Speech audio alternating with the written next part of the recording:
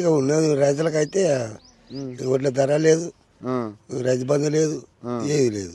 6,500 7,500 ఏమి లేవు. పోయినా ఇప్పుడు 6 పంటల సాంతి ఒక్క పంట వేసిండు ఆయన, అంతే ఒక్క పంట వేసిండు. మిగతా లాసే దాండుగా చేస్తా ఆయన రైతు బిడ్డని బిడ్డ దండుగా వేస్ట్గా ఏం లేదా యూరియా బస్సులు అంతా డూప్లికేట్ యూరియాని, డూప్లికేట్ యూరియా దొరుకుతుందా? యూరియా దొరుకుతూనే లేదు, అన్నిటికీ ఇబ్బంది పెడుతుంది. కేసీఆర్ ఉన్నప్పుడు ఇట్లా కేసీఆర్ ఇట్లా లేకుండే మంచిగానే ఉండే, అప్పుడు మంచిగానే ఉండదు. మంచిగానే ఉండే.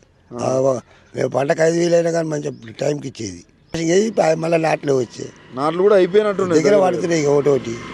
మరి ఏం చేస్తాం, అంత పెద్ద పెద్ద లీడర్లు ఉన్న ఒకదాన్నాక మనం ఏం చేస్తాం?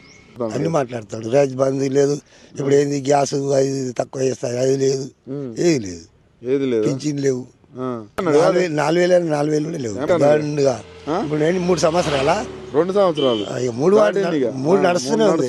ఇంకేముంది ఆయన 2 ఏళ్ళు ఈ పరిస్థితులు గెలవాడు ఆయన. ఆ ఫ్రీ బస్సులు ఇచ్చింది కానీ మనకి టికెట్ ఎంత కొడుతుండు జెంట్స్ కు? 2 కలిపి కొడతాడా? 2 కలిపి పోయేటి కాదు. ఇప్పుడు గట్కేసరికి భువనగిరికి 80 రూపాయలు మంచి, 80 రూపాయలు ఉండే, 60 రూపాయలు 50 రూపాయలు ఉండే భువనగిరి పోవాలంటే 80 రూపాయలు తీసుకుంటే టికెట్ కొట్టేటేగా.